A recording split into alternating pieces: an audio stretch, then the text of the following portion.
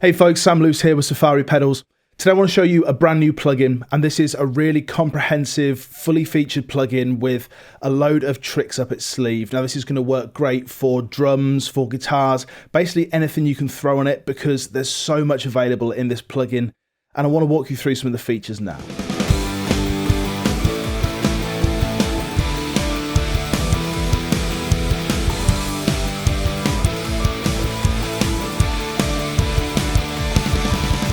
This is the Camel Strip, a channel strip with a difference. So you've got the input drive section where you can have subtle colour or all-out overdrive. The EQ section has got 3 different EQ types, all with low, mid and high band gain controls.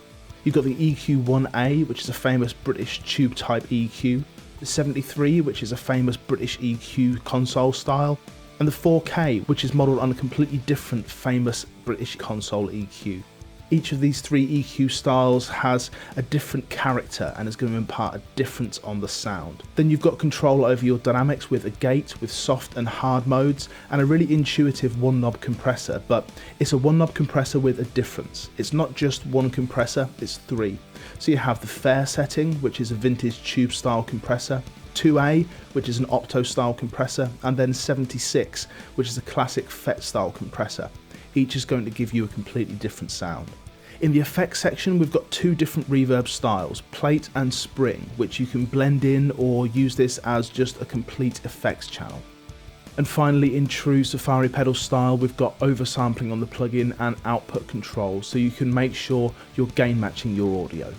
So first off, I want to use this on a guitar bus, and I'm just going to gently kind of manipulate the tonal characteristic of that bus, and then I'm going to go a little bit overboard and we're going to see the real differences in these EQ styles. So let's take a listen. I'm going to start off on the passive tube style and boost some highs, boost some lows, see what needs doing and see how it sounds.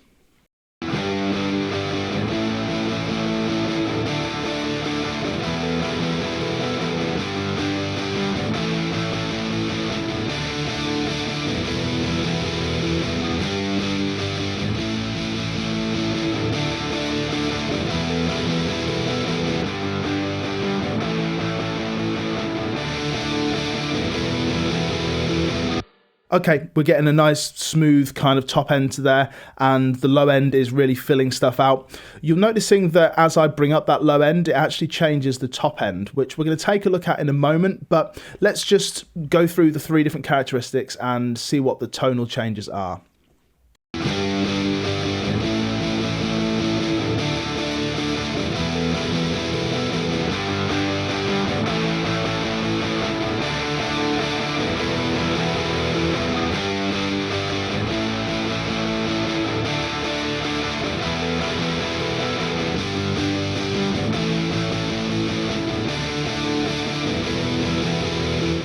Three very different EQ styles there.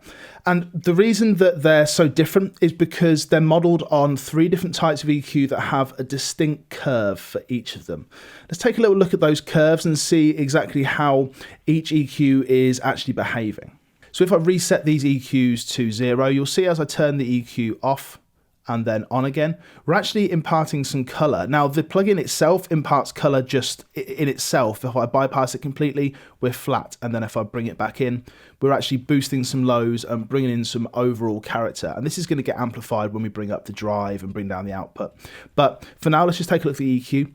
If I apply some boosts and some cuts, so let's go 3 dB in the top, 3 dB in the low, and then just cut a little in the mids. If we take a look at this on the tube style EQ, we have a familiar kind of curve where we're applying a real top boost and a nice broad low end boost. But as I go to the 73 style EQ, that broadens out and it changes significantly. So this first one is the EQ1A, then to the 73 style.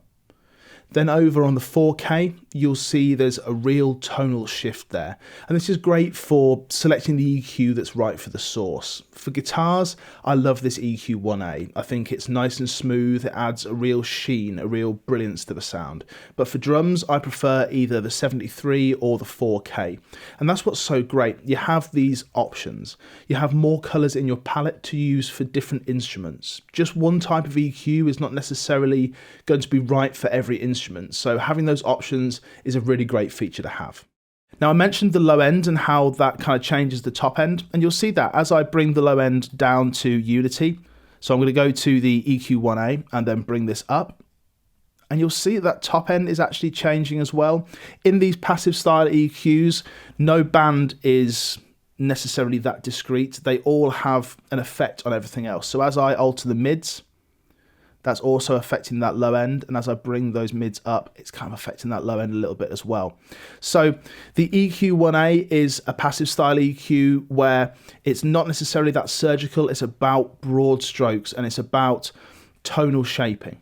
But if we take a look at the 73, we get a very different behavior. So let's boost up some of those lows again, and you'll see that the mids aren't changing, nor are the highs. And as I alter the mids, the highs and lows don't really change. And we'll see that the 4K is kind of a combination of the two. If I bring up the high end, it does change the lows and the mids. But the mid channel is relatively discrete. It's not changing the highs, it's not really changing the lows. And again, with the lows, we're not really changing the mids or the highs. So the EQ1A is a turn one knob and everything can change type EQ. The 73 is completely discrete, and the 4K is a little bit of both. So in the high end, we do change the bottom end, but the mids and lows stay on their own. So I think it's time to move on to some drums and see where the 73 and the 4K are really going to shine. So on the snare bus, I've got a load of EQ happening. I've got some compression, and let's just try this out. Let's bring the gate in and just rein in these dynamics a little bit. You'll hear that this 76 is fat, and it's really fat. It's really smashy, really colourful. And if I bring that off and then bring it back in again, you can hear the difference.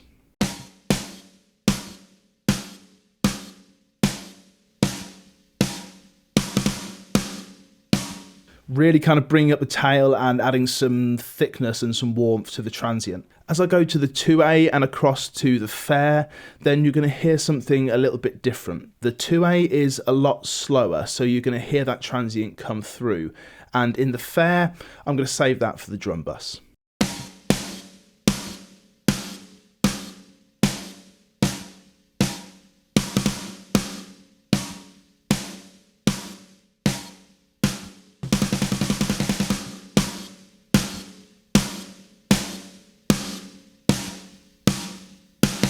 Let's try out this gate just to rein in that tail a little bit, and I've found that the best way with this is gently does it, because you can get some real extreme gating effects if you go into the extremes, but to get a more subtle kind of gating, you've got these two different modes, soft and hard, and these can be really effective. So let's bring it down, let's just bring the gate in, start on the soft and see how it sounds.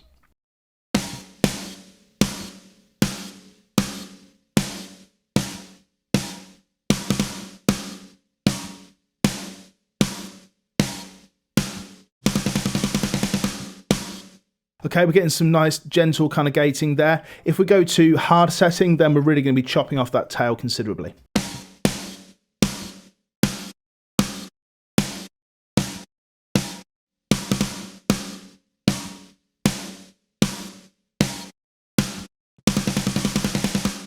So this is going to depend on your program material. On this drum bus, I've got a sample and I've got the mic in there as well, and it's really helping to shape the overall tail of things and not allow any spill to come in, and it's really just cleaning things up. And that, paired with the dynamic control of the three different types of compressors, gives it a real unique edge and gives you a lot of colours to play with. So I said we're going to go on to the drum bus for the fair setting, and that's exactly what we're going to do. This is a real vibey compressor.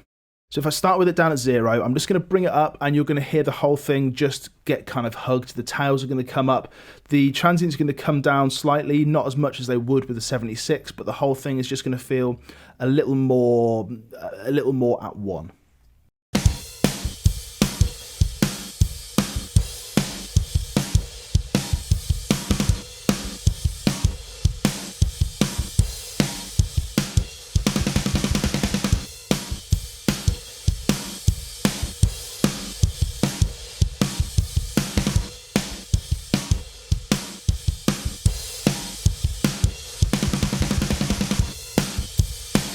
It's that familiar kind of characteristic that we know and love from this type of compressor, and it's got that slight kind of boost in the high mids which is helping brighten things up slightly.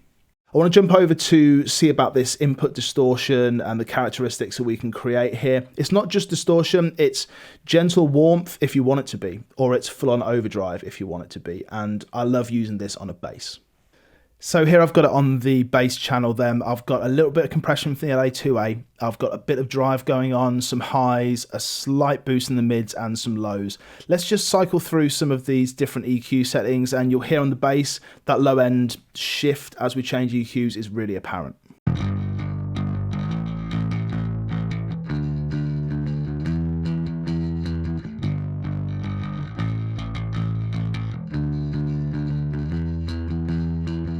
Everything just gets a little bit smoother when we go to the EQ1A as opposed to the 4K, which is really gritty.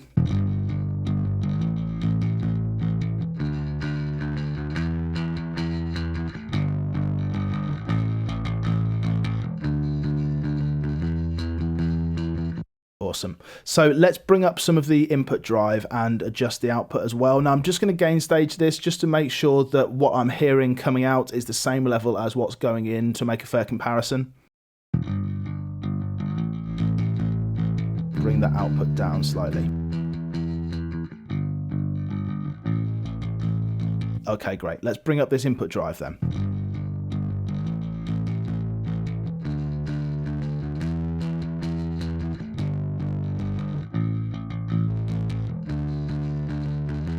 We've got a nice kind of buzz going on there, some real aggression, which is going to help it cut through the mix.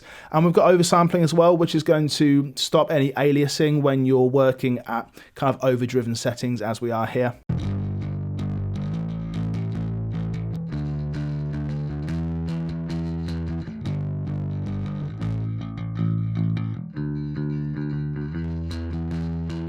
Okay, cool. And we've got a blend control as well, so we can actually bring down a little bit of that overdriven sound. If we want a bit of the original to come through, we can just blend it in and bring in a percentage of that.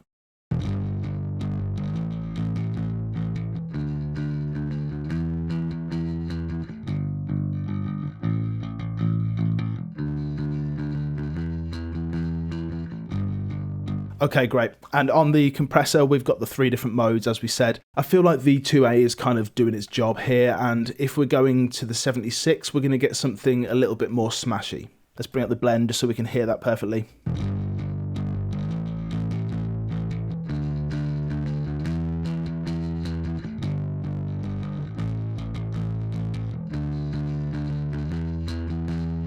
You get that fatness, the low end kind of comes up a little bit and we get a little bit fuller.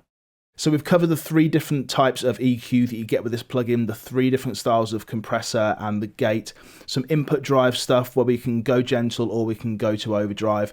A really great addition here is effects. So we've got a plate or a spring. Now typically on channel strip plugins, you'll get EQ, you'll get saturation maybe, you'll get dynamic control.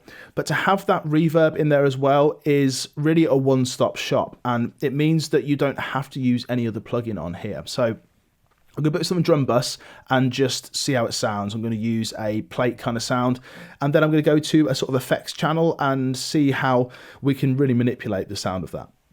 So here's our drum bus that we had before. Now I'm going to turn the gate off because we're really dealing with the tail here. We want the tail. Let's bring up some of this plate reverb and just see how it sounds.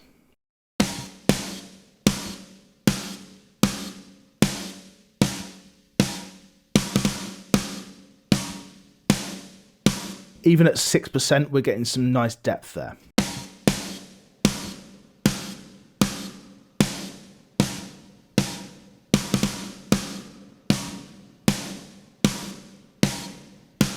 And our width control is going to be governing how wide that reverb is. So we can narrow it down, or I've got 100% width at the moment, so it's right out to the side. But let's hear it if it's a little bit narrower.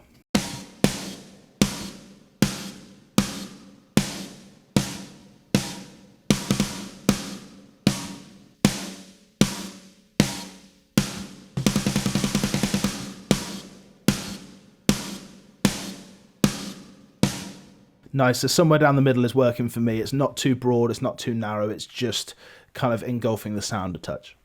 And this spring, I think we're going to go over to a different sound for this, because springs sound great to me on guitars and kind of plucky effects.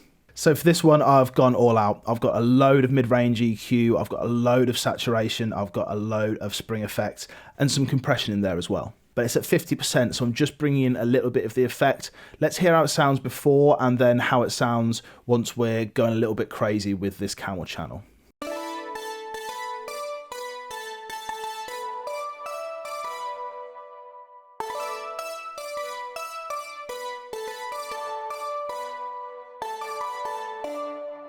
Nice, let's hear it in the mix and just hear how that kind of pops out and just takes on a completely different characteristic.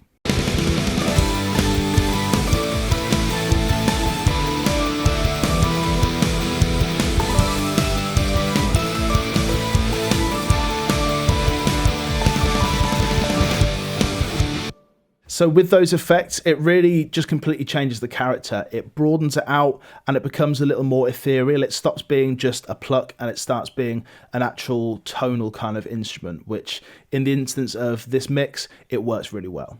So that is the new Camel Strip from Safari Pedals, a really comprehensive, all-encompassing channel strip with a few tricks up its sleeve. It's a one-stop shop for anything EQ-wise. The one knob style compressor is actually 3 compressor types in one to give you greater variation. The gate, the reverbs in there, and the ability to drive things subtly or go into full-blown overdrive is a really welcome addition.